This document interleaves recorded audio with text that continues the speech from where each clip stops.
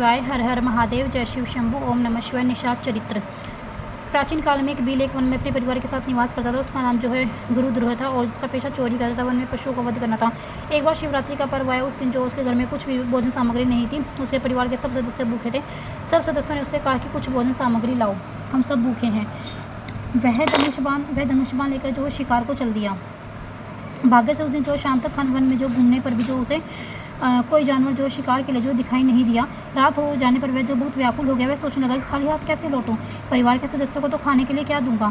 बहुत सोच विचार करने के बाद वह तालाब के किनारे एक बेल के वृक्ष पर रात बिताने के लिए बैठ गया तथा उसने जब एक पात्र में जल भी रख लिया। उसने सोचा कि रात में जब कोई पशु जल पीने को आएगा तभी मैं उसका शिकार कर लूँगा। रात्रि के प्रथम पैर में एक हिरनी जल पीने के लिए तालाब पर आई।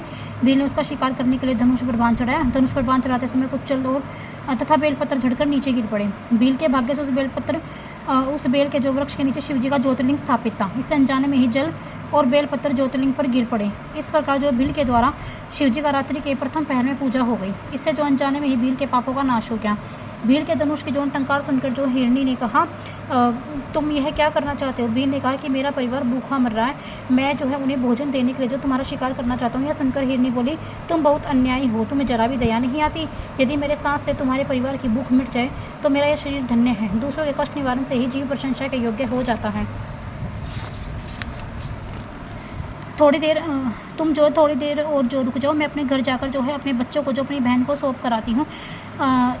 तब तुम मुझे मारकर ले जाना। तुम मेरा जो विश्वास करो, मैं लौटकर अवश्य आऊँगी। यदि मैं लौट कर न आई तो मुझे वह पाप लगेगा जो विश्वासघाती को लगता है।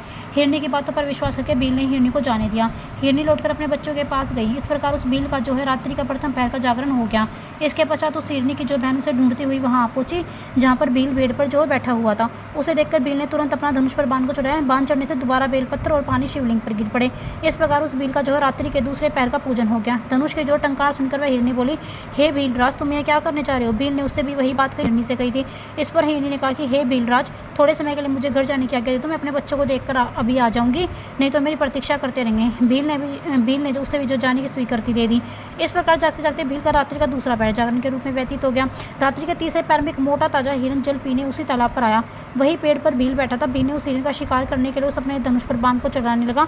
इस पर भी जो शिवलिंग पर जल व बेलपत्र गिर पड़े। इससे जो भील का जो है तीसरे पैर की शिव पूजा अनजाने में हो गई। हिरन ने जो है उसके चढ़े हुए बाण को देखकर पूछा, यह जो आप क्या करने जा रहे हो। भील ने उसे भी जो है वही उत्तर दिया जो उसने पहली हिरनी को दिया था। इस पर हिरन ने जो है बड़ी अनुनय विनय करके कहा, हे भीलराज, मैं जो है अपने बच्चों तथा पत्नियों को समझा बुझा कर अभी आता हूँ।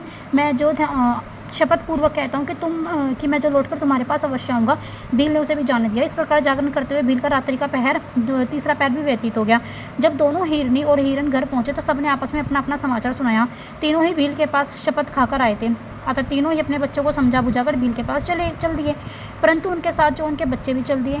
इस तरह हिरन का पूरा परिवार भील के पास पहुंच गया। भील ने जो उन सबको आया देखकर अपने धनुष पर झट से बाण चढ़ाया। इससे कुछ जल और बेल पर जड़कर पुनः नीचे शिवलिंग पर गिर गए। इससे भील के मन में ज्ञान पैदा हुआ। यह रात्रि के चौथे पहर का जो पूजन था।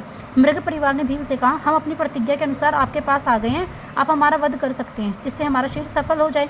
इस पर शिवजी की प्रेरणा से भील सोचने लगा, मुझसे तो अच्छे ज्ञानी पशु हैं जो परोपकार परायण होकर अपना शरीर मुझे भेंट कर रहे हैं, और एक मैं हूँ जो मानव शरीर पाकर भी हत्यारा बना हुआ हूँ। इस प्रकार सोचकर वह भील बोला, हे मृगियों, आप लोग धन्य हैं, मैं आपका वध नहीं कर सकता, तुम निर्भय होकर घर लौट जाओ। तभी वहाँ भगवान शंकर प्रकट हो गए। भील शिवजी के चरणों में शिवजी के जो है चरणों में जो है गिरकर उसकी जो है भक्ति का आशीर्वाद मांगने लगा। जय शिव शंभु, हर हर महादेव मांगने लगा। तो शिवजी ने उसे जो है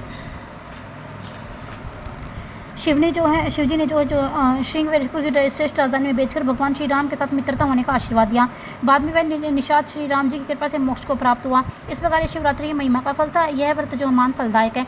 ऋषि कहने लगे, हे सूत जी, आप कृपया हमें मुक्ति का स्वरूप समझाइए। सूत जी बोले, हे ऋषियों, शिवरात्रि का व्रत करने से सभी तरह के पापों का निवारण हो जाता है। इससे उत्तम सुखदायक स्वरूपे सालोक्य सायुज्य ये चारों इसी प्रकार की जो मुक्ति मिल जाती है। धर्म अर्थ काम आदि तो ब्रह्मा विष्णु आदि देवता दे सकते हैं, परंतु मुक्ति प्रदान करने का काम तो भगवान शंकर का ही है। भगवान शंकर ही परमात्मा स्वरूप है। वे ब्रह्म ब्रह्मा है, वे विज्ञान में अव्यय है, सर्वद्रष्टा, ज्ञान लंबे है। केवल्य नाम की एक और मुक्ति है जो बड़ी कठिनाई से प्राप्त होती है। भगवान शंकर के दो रूप है, एक शकल और दूसरा निष्कल। इसे ब्रह्मादि देव भी नहीं जानते हैं। भगवान शंकर जो है अविनाशी है उनका स्वरूप मन और वाणी से परे की वस्तु है। भगवान शिव ही पूर्ण परमात्मा है।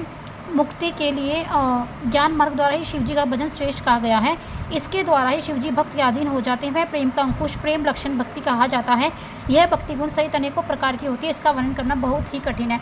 हर हर महादेव। जय शिव शंभू। जय महाकाल, जय महाकाल, जय महाकाल।